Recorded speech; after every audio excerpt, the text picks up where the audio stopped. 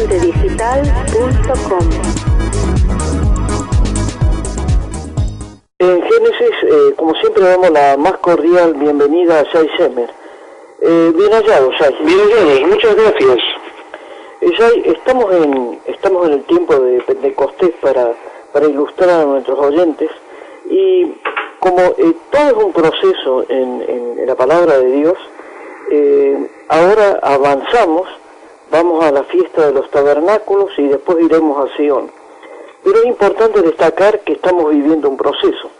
Estamos viviendo un proceso.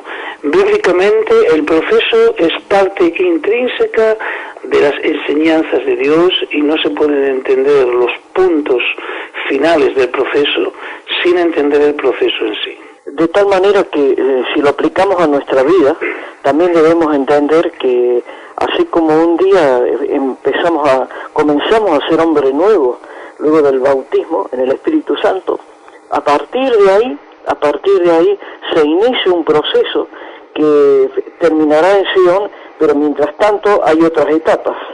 Es un proceso con muchas certidumbres y también incertidumbres. Debemos caminar con él y por él con certeza, pero en mucho temor, en mucho temblor y también con un conocimiento de la palabra, debido porque ignoráis las Escrituras y el poder de Dios. Debemos evitar esa situación que ya se dio y se sigue dando, el ignorar la Escritura y por tanto ignorar el poder de Dios. Por eso se establecen citas de encuentro, se puede decir a nivel comunitario, porque el hombre vive y convive, y por tanto la relación personal con Dios debe verse expresada en una relación colectiva, y así la comunidad de los creyentes es citada, no solamente ellos, sino también los extranjeros que viven en nuestras comarcas, es invitada a participar de un gozo y de una alegría como es el de Pentecostés. La Biblia lo expresa así en Deuteronomio 16, y lo expresa de una manera tan especial porque dice que harás fiesta solemne de las semanas a Yahvé tu Dios, de la abundancia voluntaria de tu mano será lo que dieres, primeramente un acto de caridad en Deuteronomio 16:10, y también dice que según Yahvé tu Dios te hubiere bendecido, y te alegrarás delante de Yahvé tu Dios, tú, tu hijo, tu hija, tu sierva, el levita que habitara en tus ciudades, y el extranjero, el huérfano y la viuda que estuvieron en medio de ti, en el lugar que Yahvé tu Dios hubiera escogido para poner allí su nombre. Allí es importante. Y después sigue diciendo, acuérdate que fuiste esclavo en Egipto. O sea que el camino del encuentro con el Señor es no solamente el tener fe y tener fidelidad, sino es un camino que va acompañado primeramente de la caridad de lo que he recibido y de voluntad, de pensar en los más débiles, como el huérfano y la viuda, de tener conciencia que debo dirigir a mis hijos en este camino y en este gozo, y debo también preocuparme del extranjero y del levita, del sacerdote que no tiene un trabajo, del labrador en cuanto a la palabra que debe recibir su salario. Las exigencias son muy grandes después de la liberación de la Pascua. Las exigencias son tan altas que solamente los fieles, en este caso los 120 que esperaron, estaban preparados en obediencia, pero no solo en obediencia, sino que 40 días estuvieron con el Maestro, caminando en su resurrección, y 10 días los deja, y después quedan unánimes y en oración. Esto unánimes y en oración es el resultado de todo un discipulado, en donde seguramente también aplicaron todo ese contorno de esta fiesta, en donde existe la caridad, la misericordia, el amor al prójimo, la sumisión, existe el discipulado. Eso fue lo que Dios estaba esperando para preparar estos 120 a que reciban poder de lo alto, para traer a la humanidad ese mensaje. No solamente el mensaje directo, amarás a tu Dios, sino periféricamente, amarás a tu prójimo y lo pondrás por obra. Esto se puede hacer solamente si eres liberado de la esclavitud de Egipto. Por eso el Mesías prepara el camino de esta manera. Primero te libero de todos tus encadenamientos, como si estuvieras en Egipto. Te preparo, te disipulo para que entres en un contacto con un aposento alto, pero después tengo que decirte que vendré a ser contigo habitáculo, tabernáculo, y después que haga tabernáculo, que esté contigo, en ese momento, allí nos reuniremos en un punto clave, que es donde yo tengo mi santa morada, donde esté mi santo nombre. Ese es Sión, y esa es la ciudad de Jerusalén. Sí, a propósito del aposento alto, ¿por qué no ponemos un énfasis especial en destacar el significado de unánimes? Unánimes. En la unanimidad significa un mismo espíritu, una misma expectativa, una misma contemplación, pero no solamente mirando al cielo. ¿Por qué estáis mirando al cielo? Sino observando en la periferia, que no se me escape por lo espiritual la obra que me rodea, con la cual estoy conectado. Un alma siempre está conectada al medio en que se desenvuelve. Por eso el alma que pecare morirá, significa será cortada de su entorno, cortada de su raíz, cortada de lo que le da la vida. No se puede vivir sin convivir. No se permite demasiada expectación espiritual y sublimidad sin tener en cuenta el entorno. Por eso esa unión entre ellos significaba que también unos a otros estaban dando el amor y la provisión necesaria. No estaban absortos en una idea etérea o un pensamiento aristotélico, sino que tenían realidad de que la fe sin obras es muerta. Por eso el camino debe ser caminado en una realidad, ya que nuestras almas habitan, llenas de luz, un cuerpo físico en una realidad física que debe ser atendida constantemente y en relación con los valores que nos están inculcando a través de la escritura, a través de la convivencia, a través del discipulado y a través de la revelación. Todo eso se está preparando en el hombre para un tremendo encuentro en Sión. Porque de Sión el Señor bendecirá al hombre, ¿no? Salmo 128, bendígate el Señor desde Sión. Y luego del aposento alto, el siguiente momento importante en este proceso, sin lugar a dudas, son los tabernáculos. Es importante porque después que se tiene en claro la unicidad, la unanimidad, frente a la inmensa revelación de Dios que revela su amor y su contemplación y su misericordia al hombre y le da sus santas leyes para que se puedan cumplir, teniendo en cuenta la faz espiritual de la misma ley, para no caer en un ahogante legalismo. Los discípulos comienzan utilizando todo el bagaje que tienen escritural, todo el bagaje de fe y todo lo que aprendieron en esos 40 días, donde según Lucas 24 les abre el entendimiento para que sepan que Moisés, Salmos y Profetas son la base fundamental de lo que están viendo y que tienen que saber leer entre líneas para descubrir el poder de la Escritura a través de la fe que opera en ellos. Ellos van a ir al mundo con un mensaje no solamente de fe, sino de un hogar, un nuevo hogar. Dios viene a establecer casa con los creyentes, con la humanidad, porque Dios quiere que todo el mundo se salve, que cada persona se salve. Y esa casa tiene que tener, dentro de esa casa tiene que haber un habitáculo, hay un habitáculo para que el hombre conviva según estos caminos. Pero para que esto ocurra, para enderezar esos caminos, esos 120 son investidos de poder.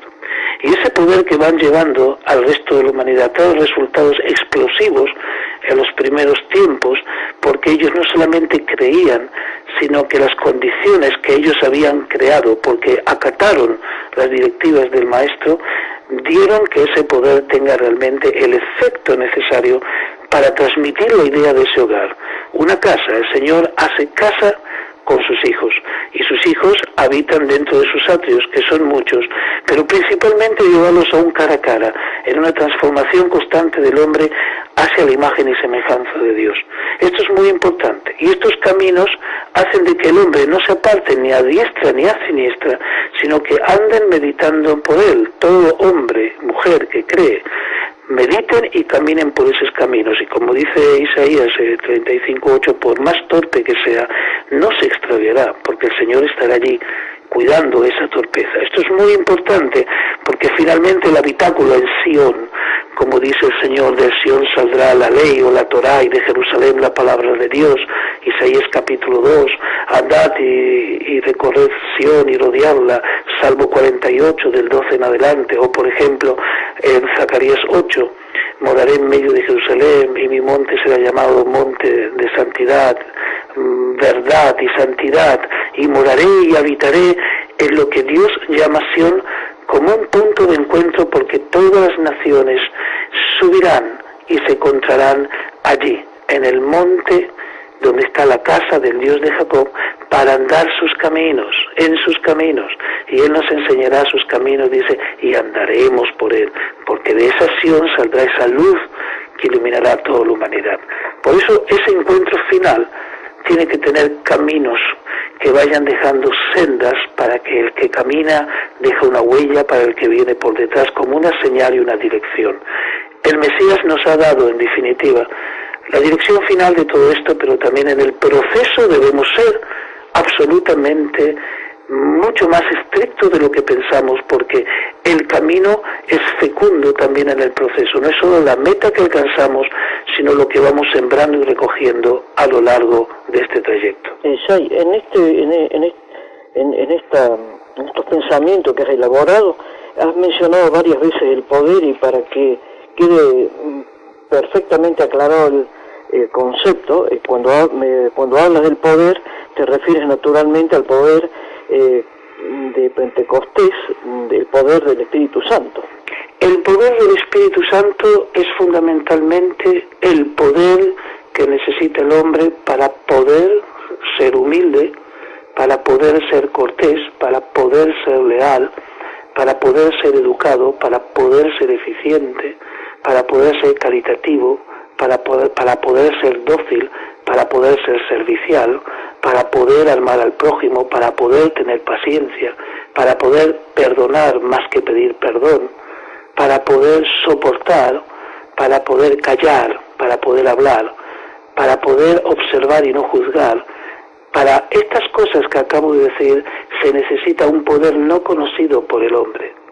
Ese poder que opera en el hombre para estas circunstancias o actitudes que acabamos de nombrar, con estas acciones el hombre siembra hábitos, y cuando el hombre con acciones recoge hábitos, y si siembra hábitos, el hombre recoge carácter, y el carácter es lo que hace al destino o al camino de una persona. ¿Qué quiere decir? Que las acciones que empezamos a tener nos generan nuevos hábitos, y los hábitos influyen también en el carácter, que es lo que recogimos, y el carácter tiene la huella que vamos dejando en todos los asuntos que estamos ocupados, en los asuntos del Padre, en los asuntos de la vida. Venimos a hacer una transformación de acciones y de hábitos dadas a Moisés muy claramente, y después de 1500 años, un poder y una visión que permiten ver el lado que Dios quiere que se aprecie de toda su palabra. La transformación del hombre y la preparación para un encuentro final, un encuentro, se podría decir en términos modernos, homologado con Dios, en donde llegamos a la perfección, descubriendo día a día en esta humildad, en este caminar, en este excelso caminar, descubrimos a Dios en todas las cosas que vamos haciendo. Esto es maravilloso y lo podemos potenciar con la imagen de Ruth, la moabita, que Ruth es una pagana que en tiempo de Pentecostés descubre ella solita. Esto muestra que Dios permite que una persona sola descubra su presencia, porque Dios le permite, ya que tendré misericordia de quien tendré misericordia. Y Ruth le dice a Noemí: tu Dios será mi Dios, y a donde tú vayas yo iré, tu pueblo será mi pueblo, y donde tú mueras, allí moriré, y donde fueres enterrada, allí yo seré enterrada. Y encuentra un hombre que se llama Boaz, un hombre que tiene memoria, porque Pentecostés es un memorial de lo que Dios le pide al hombre, que Dios le pide al hombre que el hombre se ocupe de su entorno. Y en Pentecostés es un hombre que se olvida o deja voluntariamente en las esquinas de su campo espigas para recoger, para que venga alguien a recoger. ¿Y quién es la que recoge? Ruth. Cuando ciega la mies del campo, Boaz, ¿sí?, se olvida gavillas en el campo y no vuelve a recogerlas, porque es para el huérfano, para la viuda, para que te bendiga Yahvé tu Dios en toda obra de tus manos, Deuteronomio 24:19. Y es allí que viene la moabita y empieza a recoger. En ese encuentro hay un flechazo, hay un amor. Y de ese amor entre una que viene de un campamento pagano y un servidor de la tribu de Judá, porque la salvación viene de los judíos, que está aplicando la misericordia, de ese encuentro salen las descendencias, porque es el vientre de Moab se convierte ahora en la bisabuela de David, y David se convierte en el inicio de la genealogía davídica, que da a la descendencia al hijo de David, al que viene de Judá, Jesús el Nazareno. Esto es muy importante, porque los dos campamentos derriban, uno a través del seguimiento y el otro a través de la piedad, derriban la muralla de separación en Pentecostés y convierten esa relación en una futura casa, la casa de Judá, que da nacimiento al Mesías, que viene a ser casa con la humanidad. Si seguramente los que nos están escuchando, y a propósito de lo que estamos hablando, Shai, habrá personas que, habrá creyentes que entienden que la cuestión del Espíritu Santo tiene sus matices claramente diferenciados. El Espíritu Santo, el Ruach HaKodesh, el Espíritu de Santidad, es parte intrínseca de la revelación de Dios desde el Génesis hasta el Apocalipsis. Pero la dimensión de poder que se expresa en esta frase de Jesús, os conviene que yo me vaya, para que os sea enviado el Espíritu Santo, el Consolador, os conviene que yo me vaya, porque si yo me voy, vendrá lo que tiene que venir para que la obra sea realizada y sea testimonio de la voluntad de mi Padre. O sea que Dios implementa, sin entrar en detalles, la revelación del Espíritu Santo, en este caso, como un brazo de poder para la obra que se tiene que realizar en el yo soy el camino, la verdad y la vida. Nadie llega al Padre sino a través de mí. Sin esa relación con ese poder que no es metafísico, es algo real para el creyente que tiene su fe afianzada en los postulados bíblicos. Sin ese poder es muy difícil, prácticamente imposible, llevar a cabo los pedidos que Dios ha realizado. Poder del Espíritu Santo no significa necesariamente la expresión de expulsar demonios y la expresión de hollar o desencadenar o desatar potestades. No a ese nivel me estoy refiriendo, hablo de un nivel más poderoso todavía. Se necesita mucho más poder para ser humilde, poder de lo alto, que para expulsar un demonio y su presencia de un lugar que consideramos el santo.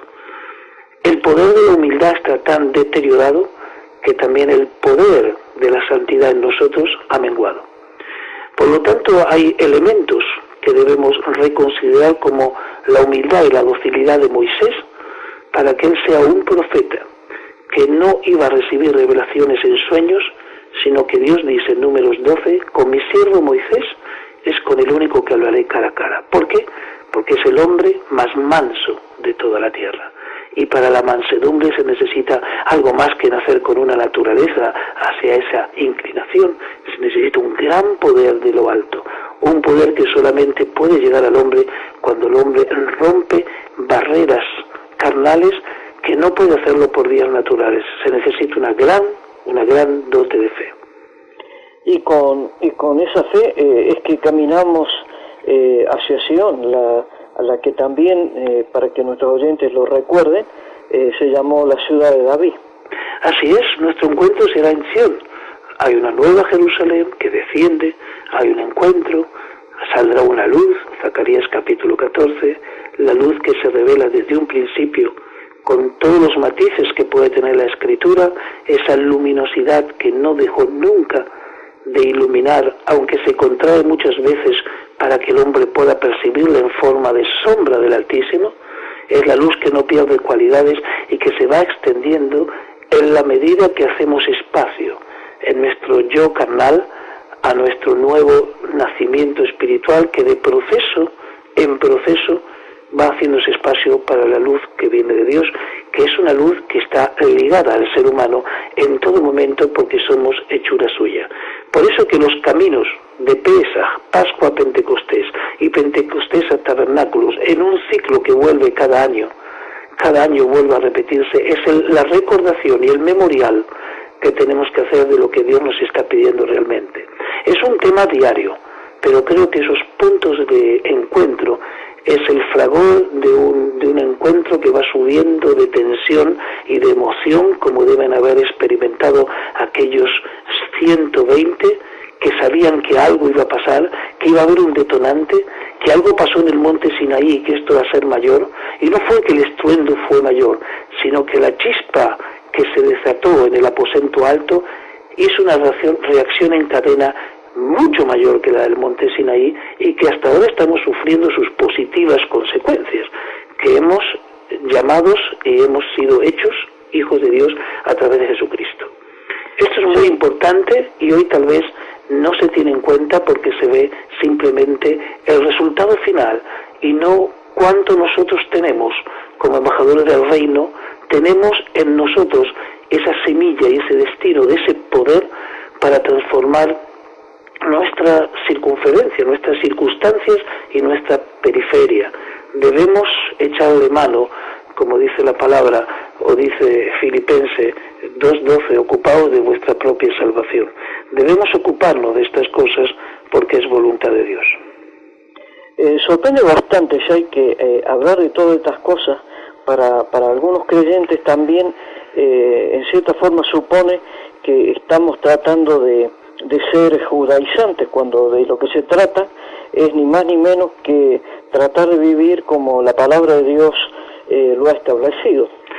Bueno, los judaizantes, y es una palabra propia para hablar de ella, es una palabra que nace en un término de la historia, principalmente en la Inquisición, cuando la conversión al catolicismo forzoso traía como consecuencia sospecha, porque ciertas personas que venían del judaísmo continuaban entendiendo que no podían separarse de algunos elementos que se conectaban con la idea del Mesías revelado, el Mesías sufriente, y fueron acusados en aquel tiempo de intolerancia de judaizantes porque se mezclaban elementos y había muchos que simpatizaban de la parte católica ya no conversa, simpatizaban con estos conocimientos. Aquí se juntaron dos situaciones muy difíciles, que estaban los conversos a la fuerza, cosa que hoy no existe, y también la intolerancia religiosa, ¿sí?, y la patrística que había venido de Roma, principalmente, en donde se hace una revisión de las fuentes tan subjetiva y tan condicionada que no daba lugar a una proyección un poco más amplia.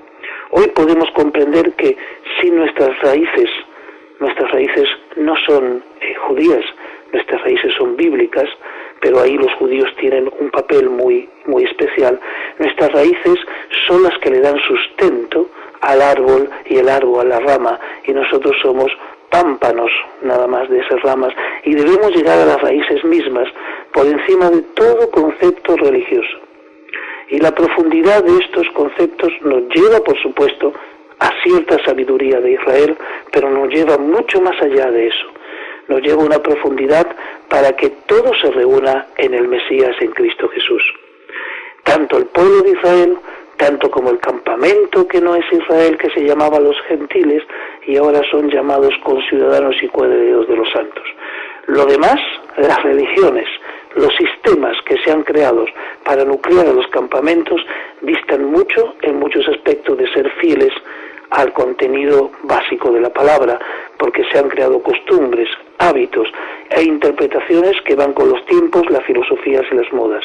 Nosotros debemos procurar sortear estas paredes, derrumbarlas, como dice Efesios 2, capítulo 2, versículo 11 en adelante, para buscar la unión y la creación de ese nuevo hombre en Cristo, en el Mesías. Por eso lo que estamos hablando hoy es un desafío. Jesucristo es un desafío. Jesucristo trae espada y no trae solamente paz.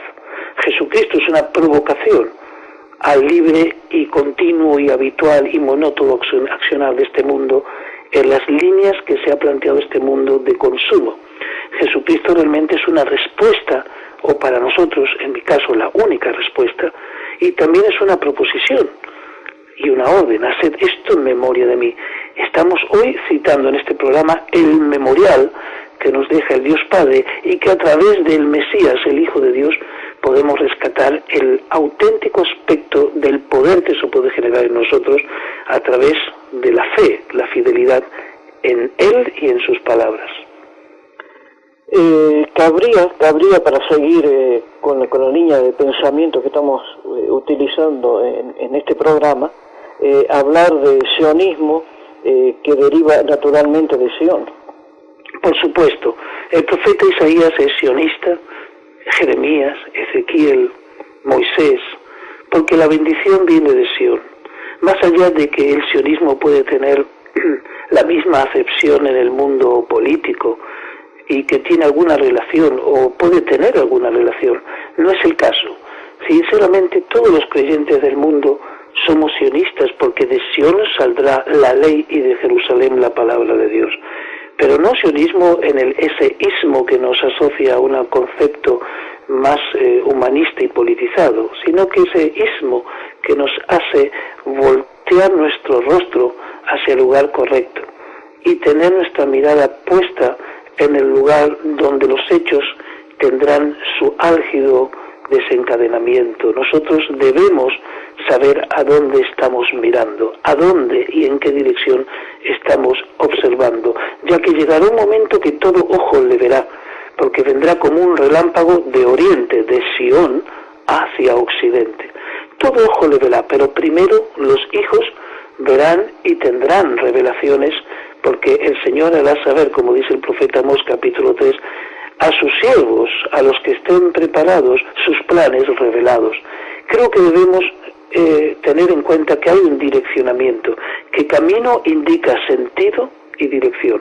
Yo soy el camino, la verdad y la vida, pero indica sentido y dirección. Claro, hoy tenemos una Sion terrenal, pero la Sion terrenal está reflejando el proceso y los acontecimientos que Dios está permitiendo que ocurran, amalgamando toda esta situación en dolores de parto que desembocarán indudablemente en el desenlace final que todos estamos esperando, el Señor reinando en gloria. Pero no debemos dejar de lado el proceso, ya que jugamos este partido bíblico, si así se puede llamar, y perdóname la vulgaridad, del lado del equipo del Señor. Y aunque muchas jugadas parecen perdidas y contradictorias, sabemos en qué dirección estamos pateando el balón. Por esa razón debemos colocar los ojos también y con mucha atención en Sion, pero nuestro corazón debe estar colocado en la Nueva Jerusalén, que es madre de todos nosotros. Gracias por estos pensamientos y con ellos ponemos fin a esta edición de Génesis. Gracias por la presencia en Génesis, Isai Shemer, y hasta la próxima. Gracias. protestantedigital.com.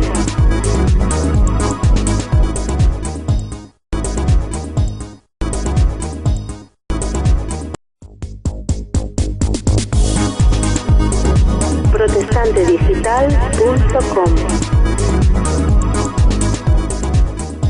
En Génesis, como siempre, damos la más cordial bienvenida a Shai Shemer. Bien hallado, Shai. Bien hallados, muchas gracias. Shai, estamos en el tiempo de Pentecostés para ilustrar a nuestros oyentes, y como todo es un proceso en la palabra de Dios, ahora avanzamos, vamos a la fiesta de los tabernáculos y después iremos a Sion. Pero es importante destacar que estamos viviendo un proceso. Estamos viviendo un proceso. Bíblicamente el proceso es parte intrínseca de las enseñanzas de Dios y no se pueden entender los puntos finales del proceso sin entender el proceso en sí. De tal manera que si lo aplicamos a nuestra vida, también debemos entender que así como un día comenzamos a ser hombre nuevo, luego del bautismo en el Espíritu. Deuteronomio 16, y lo expresa de una manera tan especial porque dice que harás fiesta solemne de las semanas a Yahvé tu Dios, de la abundancia voluntaria de tu mano será lo que dieres, primeramente un acto de caridad, en Deuteronomio 16:10. Y también dice que según Yahvé tu Dios te hubiere bendecido y te alegrarás delante de Yahvé tu Dios, tú, tu hijo, tu hija, tu sierva, el levita que habitara en tus ciudades, y el extranjero, el huérfano y la viuda que estuvieron en medio de ti, en el lugar que Yahvé tu Dios hubiera escogido para poner allí su nombre. Allí es importante. Y después sigue diciendo, acuérdate que fuiste esclavo en Egipto. O sea que el camino del encuentro con el Señor es no solamente el tener fe y tener fidelidad, sino es un camino que va acompañado primeramente de la caridad de lo que he recibido y de voluntad, de pensar en los más débiles, como tu santo. A partir de ahí se inicia un proceso que terminará en Sion, pero mientras tanto hay otras etapas. Es un proceso con muchas certidumbres y también incertidumbres.